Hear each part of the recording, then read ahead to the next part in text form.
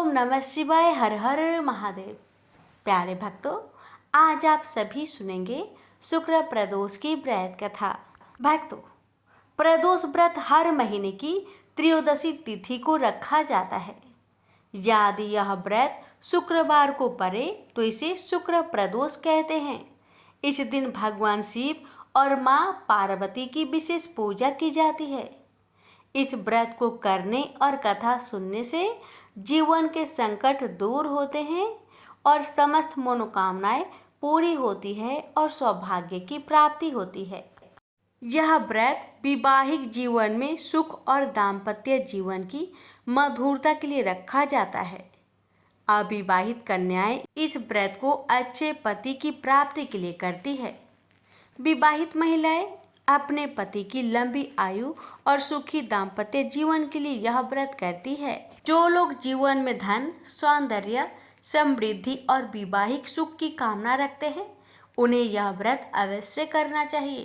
कहते हैं कि इस व्रत को करने से माता लक्ष्मी और भगवान शिव पार्वती दोनों की ही कृपा एक साथ प्राप्त हो जाती है। तो भक्तों, आज मैं आपको सुना रही हूँ प्रदोष व्रत की संपूर्ण व्रत कथा, आरती और क्षमा प्रार्थना। प्रेम से बोलिए शिव परिवार की जय। एक नगर में 3 मित्र रहते थे, राजकुमार, ब्राह्मण कुमार और तीसरा धनिक पुत्र। राजकुमार और ब्राह्मण कुमार विवाहित थे। धनिक पुत्र का विवाह हो गया था, लेकिन गौना शेष था। एक दिन तीनों मित्र स्त्रियों की चर्चा कर रहे थे।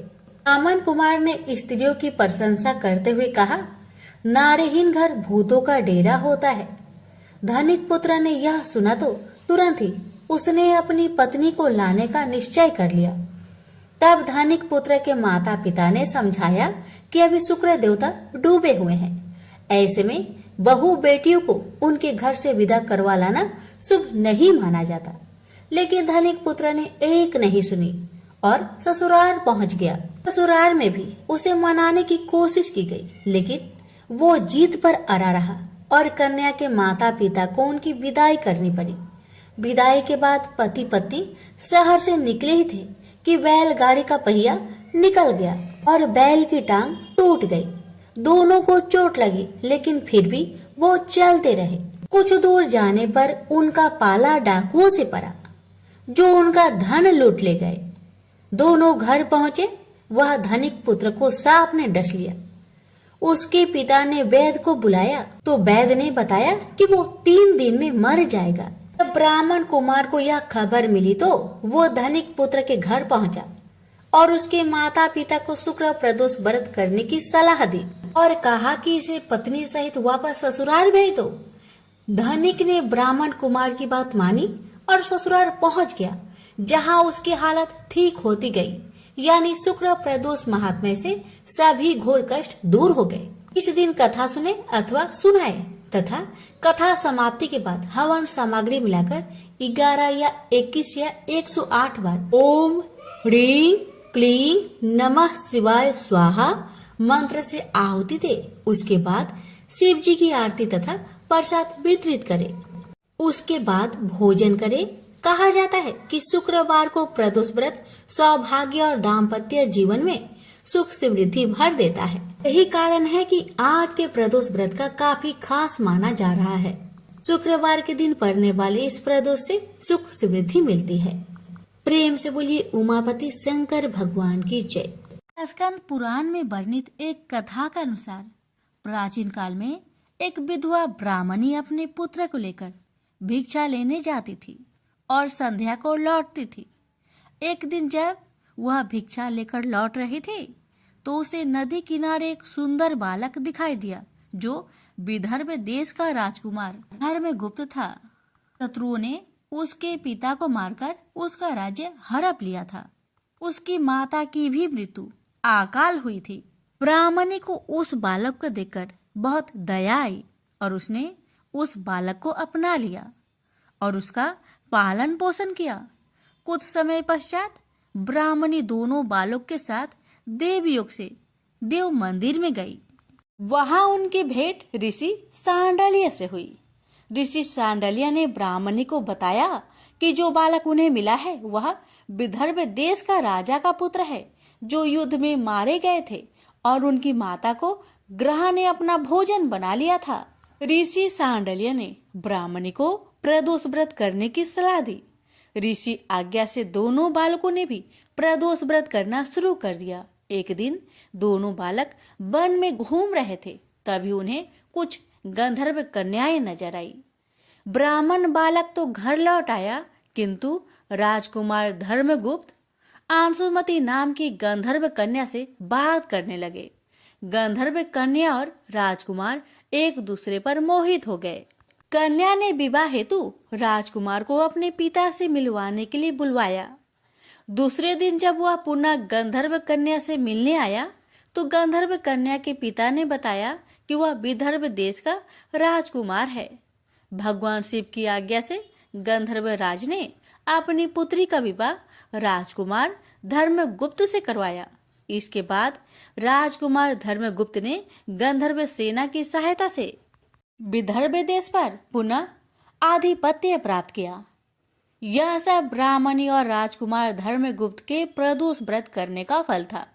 स्कंद पुराण के अनुसार जो भक्त प्रदोष व्रत के दिन शिव पूजा के बाद एकाग्र होकर प्रदोष व्रत कथा सुनता या पढ़ता है, उसे 100 जन्मों तक कभी दरिद्रता नहीं होती। प्रेम से बोलिए उमापति शंकर भगवान की जय। एक समय की बात है कि बहुत वर्ष पूर्व ऋषि मुनि भगवान को पाने के लिए कठोर तपस्या करते थे। यह तपस्या कैसी रहती थी?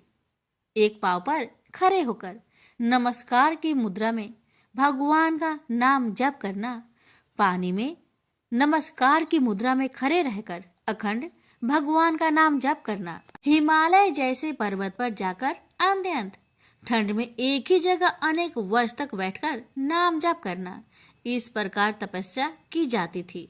तपस्या के समय न कुछ खाया जाता था न ही पिया जाता था। इसी प्रकार कठोर तपस्या करने के बाद भगवान भक्त पर प्रसन्न होकर उन्हें आशीर्वाद देते थे। इसी प्रकार भगवान शंकर को पति रूप में पाने के लिए माता पार्वती कठोर तपस्या कर रहे थे। तपस्या के समय वह भगवान के चिंतन में ध्यान मग्न बैठी थी। उनकी तपस्या पूर्ण होने ही वाली थी कि उसी समय उन्हें एक बालक के डूबने की चीख सुनाई दी। माता तुरंत उठकर वहां पहुंची। उन्होंने देखा एक मगरमच्छ बालक को पानी के अंदर खींच रहा है। वह बालक अपने प्राण बचाने के लिए बहुत प्रयास कर रहा था तथा मगरमच्छ उसे खाने का प्रयास कर रहा था। अंततः करुणामयी माता पार्वती को बालक पर दया आई। माता ने मगरमच्छ से निवेदन करते हुए कहा, बालक को छोड़ दो, इसे आहार न बनाओ। उस पर मगरमच्छ बोला, माता यह मेरा आहार है। मुझे हर छठे दिन भूख मिटाने के लिए जो पहले मिलता है वह मेरा आहार होता है। मेरा आहार ब्रह्मा ने निश्चित किया है। माता पार्वती ने फिर कहा, आप इसे छोड़ दो, मैं इसके बदले अपनी तपस्या का फल आपको दूंगी। पार्वती माता ने बालक के प्राणों की रक्षा के लिए अपनी कठोर तपस्या का फल दांव पर लगाया। मगरमच्छ ने भी उसे स्वीकार किया। पार्वती माता ने उसी समय संकल्प किया और अपनी पूरी तपस्या का फल उस मगरमच्छ को दे दिया।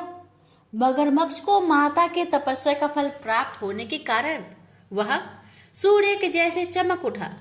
उसकी बुद्धि में शुद्ध हो गई। उसने कहा, माता आप अपना पुण्य वापस ले लीजिए, मैं इस बालक को छोड़ दूंगा। माता ने तो वचन दिया था, इसलिए उन्होंने तपस्या का फल वापस लेने से मना कर दिया और वह बालक को गोद में लेकर ममता से दुलारने लगी। बाद में माता ने उस बालक को उसके घर सुरक्षित लौटा दिया और वे अपने स्थान पर वापस आ गई। भगवान शिव जी को प्राप्त करने हेतु उन्होंने पुनः तप करना आरंभ कर दिया। उसी समय भगवान शिव जी माता पार्वती के सामने प्रकट हो गए। भगवान शिव जी उन्हें बोले, पार्वती अब तुम्हें तप करने की आवश्यकता नहीं है। हर प्राणी में मेरा ही वास है। तुमने उस मगरमच्छ को अपने तप का जो फल दिया है वह मुझे ही प्राप्त हुआ है, इसलिए तुम्हारे तप का फल अनंत गुना हो गया है। तुमने करुणा और ममता से द्रवित होकर बालक की रक्षा की, इसलिए मैं तुम पर प्रसन्न हूँ और तुम्हें अपनी पत्नी के रूप में स्वीकार करता हूँ। प्रेम से बोलिए उमापति शंकर भगवान की जय। एक समय की बात है, एक क्षेत्र में पुत्र की प्राप्ति हेतु भगवान शिव से आज्ञा लेकर पार्वती ने 1 वर्ष तक चलने वाले पुण्य व्रत का समापन किया। व्रत की समाप्ति पर पुरोहित सनत कुमार ने देवी पार्वती से कहा, सुब्रते मुझे दक्षिणा चाहिए। पार्वती ने मुंह मांगी दक्षिणा देने का वचन दिया। फिर क्या था, पुरोहित बने सनत कुमार ने अस्वाभाविक दक्षिणा की याचना की।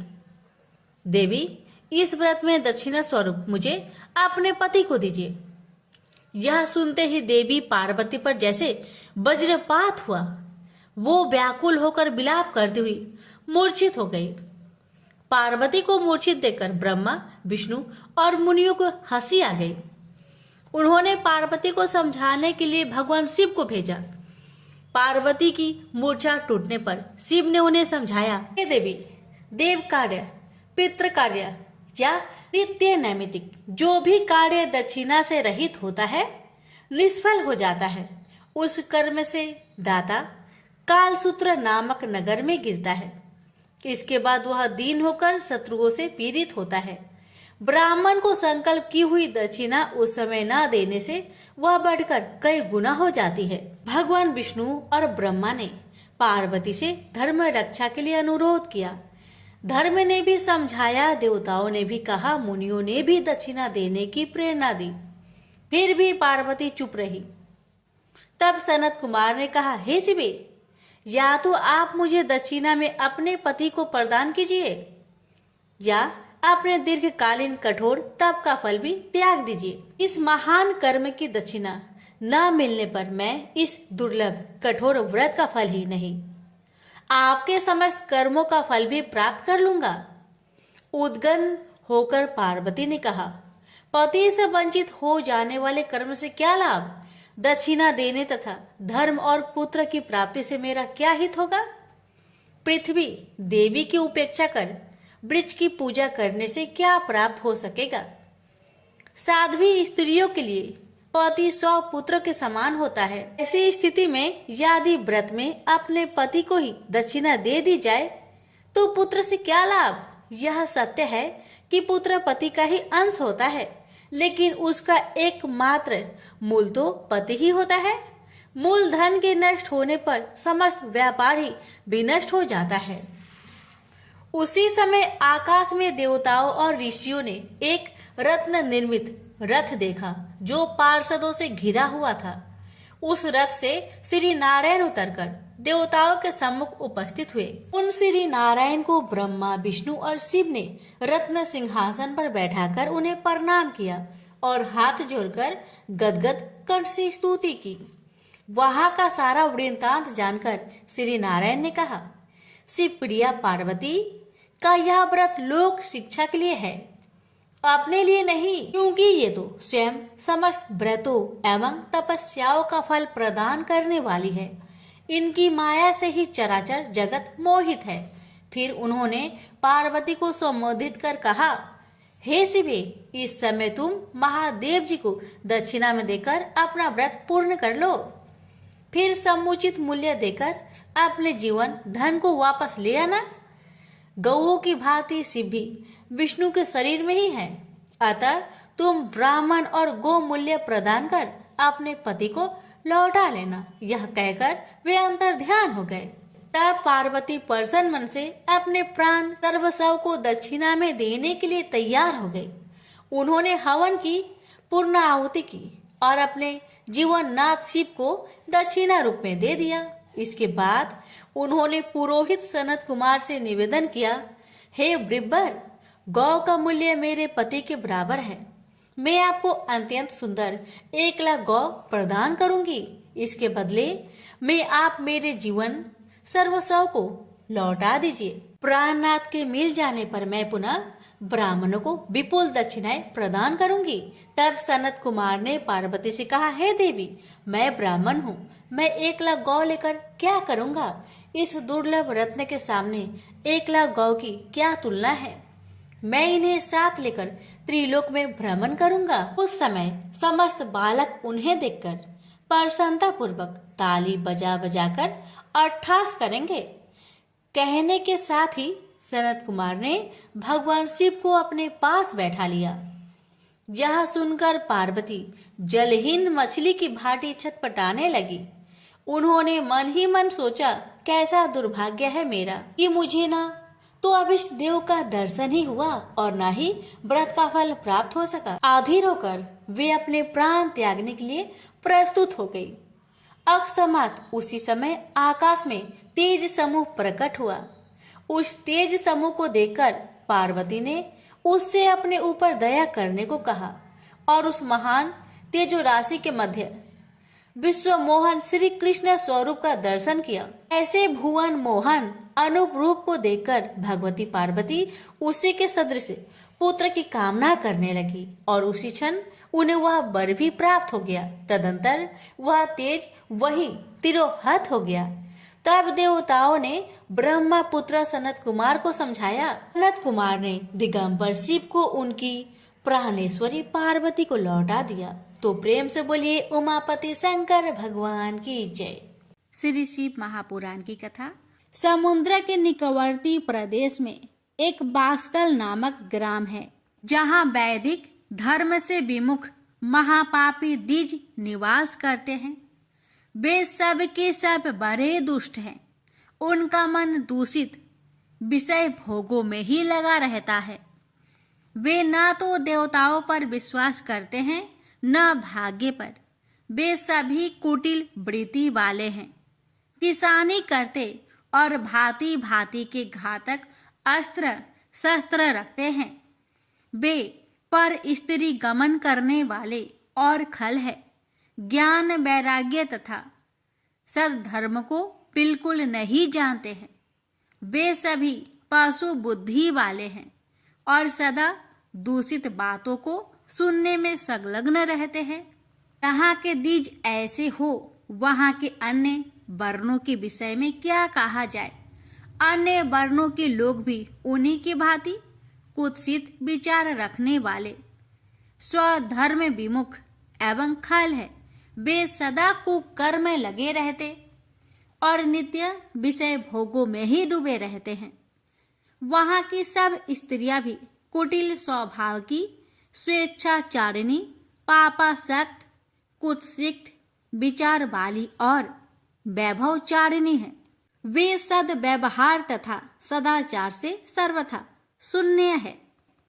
कुंजनों के निवास स्थान उस बास्कल नामक ग्राम में किसी समय एक बिंदुक नामधारी ब्राह्मण रहा करता था।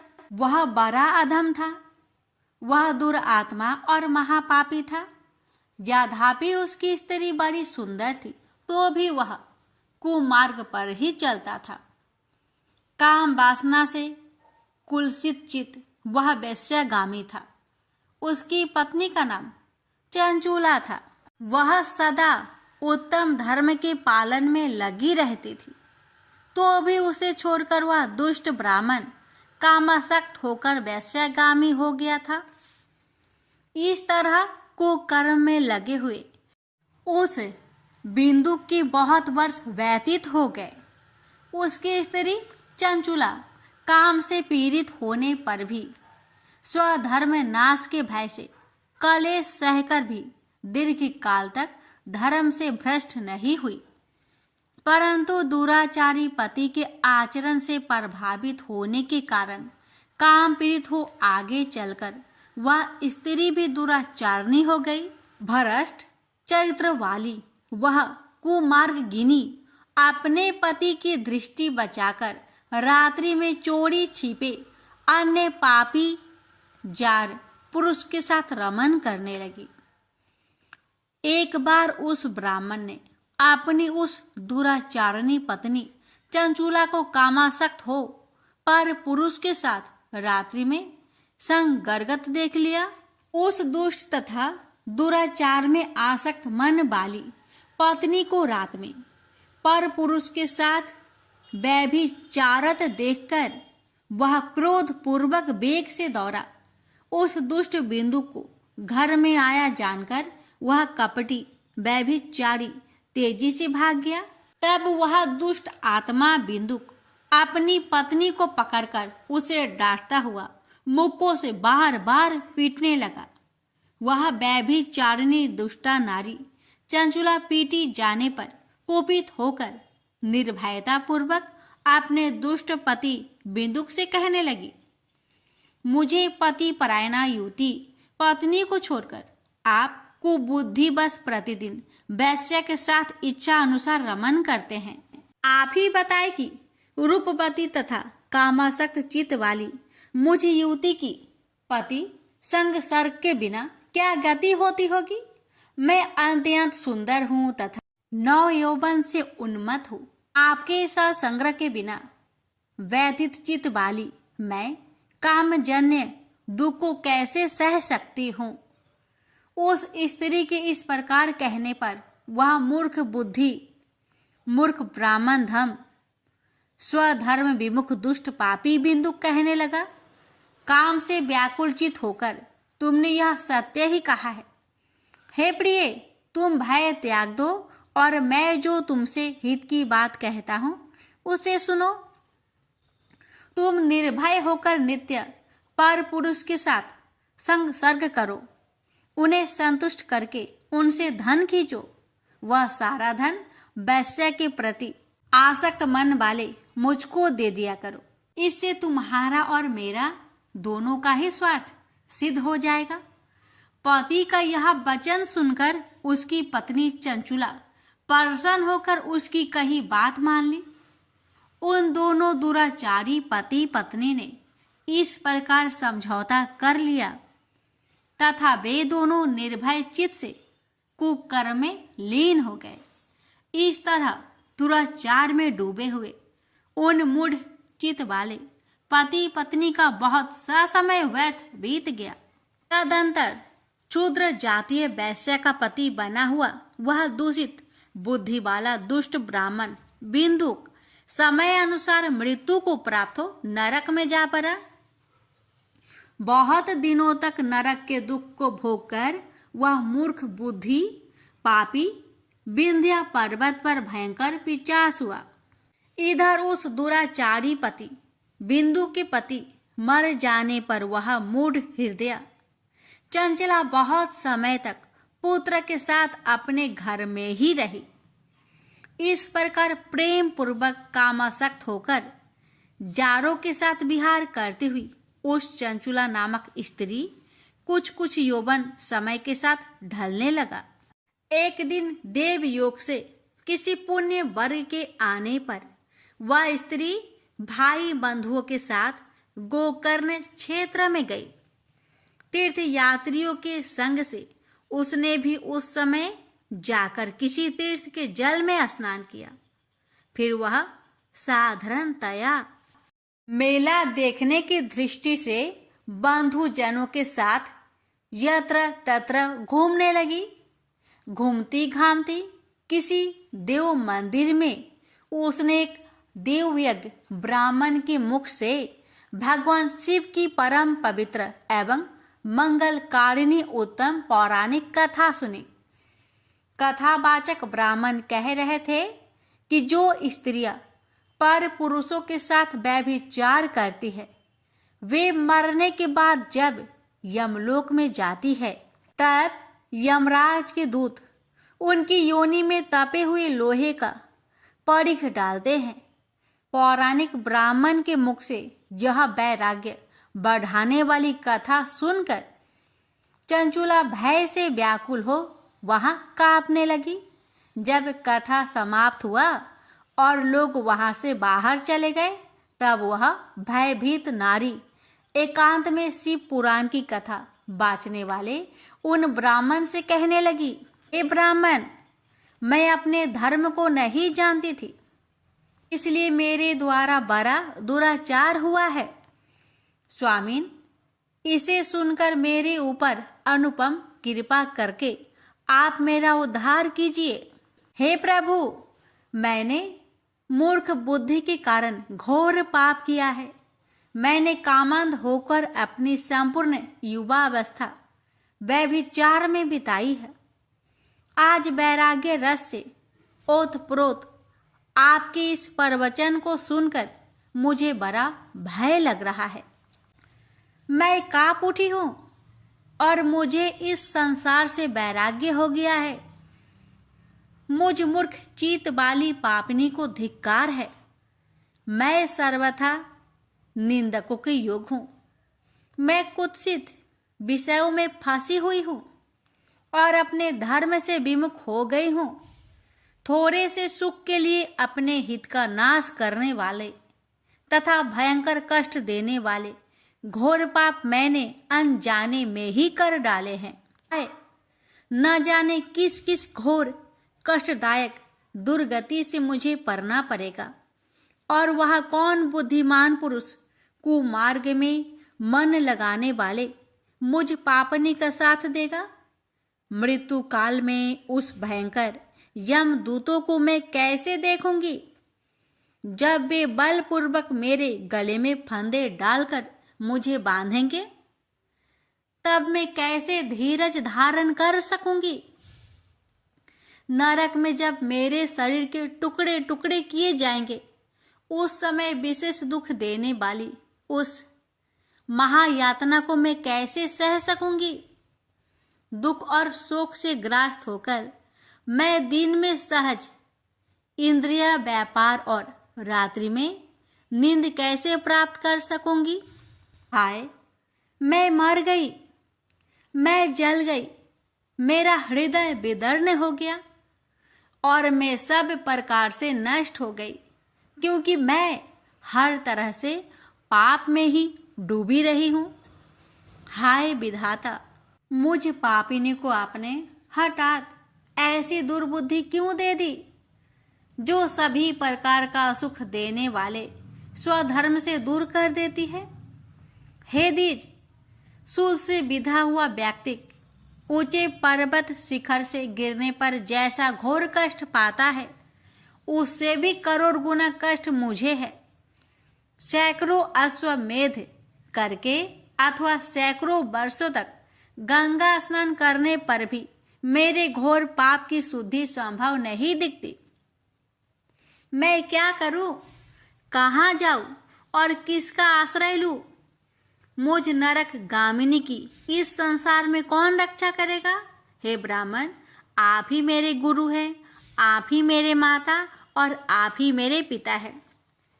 आपकी शरण में आई हुई मुझ दीन अबला का उद्धार कीजिए, उद्धार कीजिए। इस प्रकार खेद और वैराग्य से युक्त हुई चंचला उस ब्राह्मण के चरणों में गिर पड़ी। तब उन बुद्धिमान ब्राह्मणों ने कृपा पूर्वक उसे उठाकर इस प्रकार कहा। सौभाग्य की बात है कि भगवान शंकर की कृपा से शिव पुराण की इस वैराग्य युक्त तथा श्रेष्ठ कथा को सुनकर तुम्हें समय पर चेत हो गया है। हे ब्राह्मण पत्नी, तुम डरो मत, भगवान शिव की शरण में आओ। शिव की कृपा से सारा पाप तत्काल नष्ट हो जाता है। मैं तुमसे भगवान शिव की कीर्ति कथा से युक्त उस परम वस्तु का वर्णन करूंगा जिससे तुम्हें सदा सुख देने वाली उत्तम गति प्राप्त होगी। शिव की उत्तम कथा सुनने से ही तुम्हारी बुद्धि इस तरह पश्चाताप से युक्त एवं शुद्ध हो गई है। साथ ही तुम्हारे मन में विषयों के प्रति वैराग्य हो गया है। पश्चाताप ही पाप करने वाले पापियों के लिए सबसे बड़ा प्रायश्चित है। सत्पुरुषों ने सबके लिए पश्चाताप को ही समस्त पापों का शोधक बताया है। पश्चाताप से ही पापों की शुद्धि होती है। जो पश्चाताप करता है वह वास्तव में पापों का प्रायश्चित करता है, क्योंकि सत्पुरुषों ने समस्त पापों की शुद्धि के लिए जैसे प्रायश्चित का उपदेश दिया है वह सब पश्चाताप से संपन्न हो जाते हैं। जो पुरुष विधि पूर्वक प्रायश्चित करके निर्भय हो जाते हैं पर अपने कुकर्म के लिए पश्चाताप नहीं करता, उसे प्राय उत्तम गति नहीं प्राप्त होती। परंतु जिसे अपने कुकृत्य पर हार्दिक पश्चाताप होता है वह अवश्य उत्तम गति का भागी होता है। इसमें संशय नहीं है। इस शिव पुराण की कथा सुनने से जैसे चित्त शुद्धि होती है वैसे दूसरे उपाय से नहीं होती। जैसे दर्पण साफ करने पर निर्मल हो जाता है उसी प्रकार इस शिव पुराण की कथा से चित्त अत्यंत शुद्ध हो जाता है। इसमें संशय नहीं है। मनुष्य के शुद्ध चित्त में जगदम्बा पार्वती सहित भगवान शिव विराजमान रहते हैं। इससे वह विशुद्ध आत्मा पुरुष श्री सांब सदा शिव के परम पद को प्राप्त होता है। इस प्रकार यह कथा रूपी साधन सभी प्राणियों के लिए उपकारी है और इसी कारण महादेव जी ने इसको आग्रह पूर्वक प्रकट किया है। इस कथा से भगवान उमापति का ध्यान सिद्ध हो जाता है। उस ध्यान से परम ज्ञान और उससे मोक्ष की प्राप्ति निश्चय ही होती है। भगवान शंकर के ध्यान मग्न हुए बिना भी यदि कोई इस कथा को मात्र सुनता है वह दूसरे जन्म में भगवान के ध्यान को सिद्ध कर परम पद को पा लेता है। इस कथा के श्रवण से भगवान शंकर के ध्यान को प्राप्त कर पश्चाताप करने वाले पापी पुरुष सिद्धि को प्राप्त हो गए हैं। इस उत्तम कथा का श्रवण समस्त मनुष्यों के लिए कल्याण का बीज है अतः यथोचित शास्त्रोक्त मार्ग से इसकी आराधना अथवा सेवा करनी चाहिए। यह कथा श्रवण भाव बंधन रूपी रोगों का नाश करने वाला है। भगवान शिव की कथा को सुनकर फिर अपने हृदय में उनका मनन एवं निधि ध्यानासन करने से पूर्णतया चित्त शुद्धि हो जाती है। चित्त शुद्धि होने से महेश्वर की भक्ति अपने दोनों पुत्र ज्ञान और वैराग्य के साथ निश्चय ही प्रकट होती है। तत्पश्चात महेश्वर के अनुग्रह से दिव्य मुक्ति प्राप्त होती है। इसमें संशय नहीं। जो शिव भक्ति से वंचित है उसे पशु समझना चाहिए क्योंकि उसका चित्त माया के बंधन में आसक्त है। वह निश्चय ही संसार बंधन से मुक्त नहीं हो पाता। हे ब्राह्मण पत्नी, इसलिए तुम विषयों से मन को हटा लो और भक्ति भाव से भगवान शंकर की इस परम पावन कथा को सुनो। परमात्मा शंकर की इस कथा को सुनने से तुम्हारे चित्त की शुद्धि होगी और उसमें तुम्हें मोक्ष की प्राप्ति हो जाएगी। निर्मल चित्त से भगवान शिव के चरण रविंदु का चिंतन करने वाले की एक ही जन्म में मुक्ति हो जाती है। यह मैं तुमसे सत्य कहता हूँ। इतना कहकर वे श्रेष्ठ शिव भक्त ब्राह्मण मौन हो गए। उनका हृदय करुणा से आर्द्र हो गया था। वे शुद्ध चित्त महात्मा भगवान शिव के ध्यान में मग्न हो गए। तदंतर बिंदु की पत्नी चंचुला मन ही मन प्रसन्न हो उठी। ब्राह्मण का उक्त उपदेश सुनकर उसके नेत्रों में आनंद के आंसू छलक आए थे। वह ब्राह्मण पत्नी चंचुला हर्षित हृदय से उन श्रेष्ठ ब्राह्मण के चरणों में गिर पड़ी और हाथ जोड़कर बोली, मैं कृतार्थ हो गई। तत्पश्चात उठकर वैराग्य युक्त तथा उत्तम बुद्धि वाली वह स्त्री जो अपने पापों के कारण आतंकित थी उन महान शिव भक्त ब्राह्मण से हाथ जोड़कर गदगद वाणी में कहने लगी, हे ब्राह्मण, शिव भक्तों में श्रेष्ठ, हे स्वामीन, आप धन्य हैं, परमार्थदर्शी हैं और सदा परोपकार करने में लगे रहते हैं। इसलिए आप श्रेष्ठ साधु पुरुष में प्रशंसा की योग है। हे साधो, मैं नरक के समुद्र में गिर रही हूँ, आप मेरा उद्धार कीजिए, उद्धार कीजिए।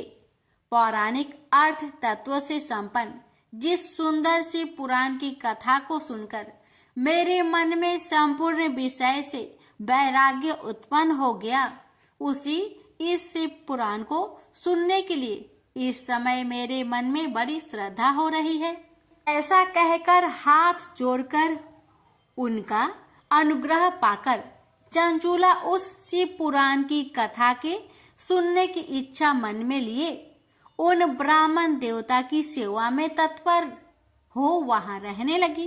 तदंतर शिव भक्तों में श्रेष्ठ और शुद्ध बुद्धि वाले उन ब्राह्मण देवता ने उसी स्थान पर उस स्त्री को शिव पुराण की उत्तम कथा सुनाई। इस प्रकार उस गोकर्ण नामक महाक्षेत्र में उन्हीं श्रेष्ठ ब्राह्मण से उसने शिव पुराण की वह परम उत्तम कथा सुनी जो भक्ति, ज्ञान और वैराग्य को बढ़ाने वाली तथा मुक्ति देने वाली है। उस परम उत्तम कथा को सुनकर वह ब्राह्मण पत्नी अत्यंत कृतार्थ हो गई। जब सद्गुरु की कृपा से उसका चित्त शीघ्र ही शुद्ध हो गया, भगवान शिव के अनुग्रह से उसके हृदय में शिव के स्वगुण रूप का चिंतन होने लगा। इस प्रकार सद्गुरु का आश्रय लेकर उसने भगवान शिव में लगी रहने वाली उत्तम बुद्धि पाकर शिव के सच्चिदानंदमय स्वरूप का बारंबार चिंतन आरंभ किया। वह प्रतिदिन तीर्थ के जल में स्नान करके जटा और वल्कल धारण करने लगी तथा समूची देह में भस्म लगाकर रुद्राक्ष के आभूषण धारण करने लगी। वह भगवान शिव के नाम जप में लगी रहती थी। संयमती वाणी और अल्पाहार करते हुए गुरु के बताए मार्ग से वह शिव जी को प्रसन्न करने लगी। इस प्रकार शंभु का उत्तम ध्यान करते हुए उस चंचुला का बहुत सा समय बीत गया।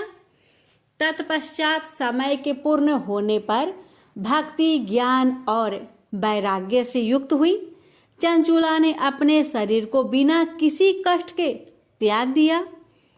इतने में ही त्रिपुर शत्रु भगवान शिव का भेजा हुआ एक दिव्य विमान दूत गति से वहां आ पहुंचा, जो उनके अपने गणों से संयुक्त और भांति भांति की शोभा साधनों से संपन्न था।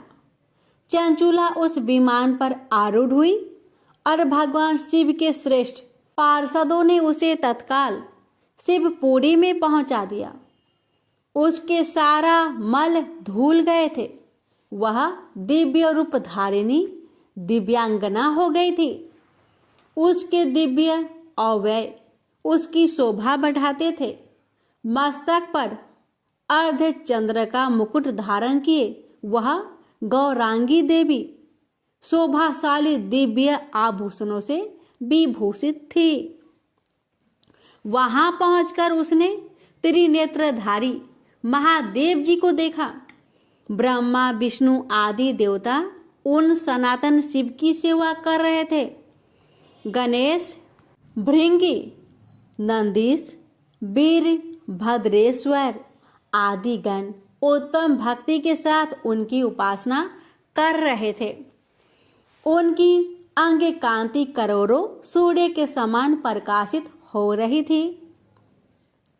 कंठ में नील चिन्ह शोभा पाता था। उनके 5 मुख थे और प्रत्येक मुख में 3-3 नेत्र थे। मस्तक पर अर्ध चंद्राकर मुकुट शोभा देता था। उन्होंने अपने बाम अंग में गौरी देवी को बैठा रखा था, जो विद्युत पुंज के समान प्रकाशित थी। गौरीपति महादेव जी की कांति कपूर के समान गौर थी। उन्होंने सभी अलंकार धारण कर रखे थे। उनका सारा शरीर श्वेत भस्म से भासित था। शरीर पर श्वेत वस्त्र शोभा पा रहे थे। वे अत्यंत उज्जवल वर्ण के थे। इस प्रकार परम उज्जवल भगवान शंकर का दर्शन करके वह ब्राह्मण पत्नी चंचुला बहुत प्रसन्न हुई। अत्यंत प्रीति युक्त होकर उसने बड़ी उतावली के साथ भगवान को बारंबार प्रणाम किया। फिर हाथ जोड़कर वह बड़े प्रेम, आनंद और संतोष युक्त हो विनीत भाव से खड़ी हो गई। उसके नेत्र से आनंदा अश्रुओं की अविरल धारा बहने लगी तथा संपूर्ण शरीर में रोमांच हो गया। उस समय भगवती पार्वती और भगवान शंकर ने उसे बड़ी करुणा के साथ अपने पास बुलाया और सौम्य दृष्टि से उसकी ओर देखा। पार्वती ने तो दिव्य रूप धारिणी बिंदुक प्रिया चंचुला को प्रेम पूर्वक अपने सखी बना लिया। वह उस परमानंदन घन ज्योति स्वरूप सनातन धाम में अविरल निवास पाकर दिव्य सौख्य से संपन्न हो अक्षय सुख का अनुभव करने लगी। प्रेम से बोलिए हर हर महादेव। ओम नमः शिवाय। जय माता पार्वती। शिव जी की आरती। ओम जय शिव ओंकारा, स्वामी जय शिव ओंकारा, ब्रह्मा विष्णु सदा शिव अर्धांगी धारा। ओम जय शिव ओंकारा, स्वामी जय शिव ओंकारा, एकानन चतुरानन पंचानन राजे, हंसानन गरुरासन वृषवाहन साजे। ओम जय शिव ओंकारा, स्वामी जय शिव ओंकारा, दो भुज चार चतुर्भुज दस भुज अति सोहे, त्रिगुण रूप निरखते त्रिभुवन जन मोहे। ऐछि माला बने माला मुंड माला धारी, त्रिपुरारी कंसारी करे माला धारी। श्वेतांबर पीतांबर बाघंबर अंगे, सनकादिकी गरुणादिकी भूतादिकी संगे। कर के माध्य का मंडलु चक्र त्रिशूली धारी, सुखकारी दुखहारी जगपालनकारी। ब्रह्मा विष्णु सदा शिव जानत अविवेका, मधु के टप दो मारे सुर भयहीन करे। लक्ष्मी व सावित्री पार्वती संगा, पार्वती अर्धांगी शिव लहरी गंगा। पर्वत सोहे पार्वती शंकर कैलासा, भांग धतुर का भोजन भस्मी में वासा। जटा में गंग बहत है गल मुंडन माला, शेष नाग लिपटावत ओढ़त मृगी छाला। काशी में विराजे विश्वनाथ नंदी ब्रह्मचारी, नीत उठ दर्शन पावत महिमाति भारी। त्रिगुण स्वामी जी की आरती जो कोई नरे गावे, कहत शिवानंद स्वामी मनवांछित फल पावे। ओम नमः शिवाय। हर हर महादेव। माता पार्वती की जय। शुक्र प्रदोष क्षमा प्रार्थना। हे देवों के देव महादेव, यदि व्रत पूजन में मुझसे कोई त्रुटि भूल चूक या नियम में कमी रह गई हो तो कृपया अपनी करुणा से उसे क्षमा करें। जैसे माता अपने बालक की भूल क्षमा कर देती है, वैसे ही आप भी मेरी भूल को क्षमा करें। हे भोलेनाथ, इस व्रत से प्राप्त पुण्य फल से मेरे परिवार को सुख शांति और समृद्धि मिले। जो भी भक्त यह व्रत करे उनकी समस्त मनोकामनाएं पूर्ण हो। शिव पार्वती की कृपा से सबके जीवन में मंगलमय परिणाम हो। प्रेम से बोलिए जय भोलेनाथ।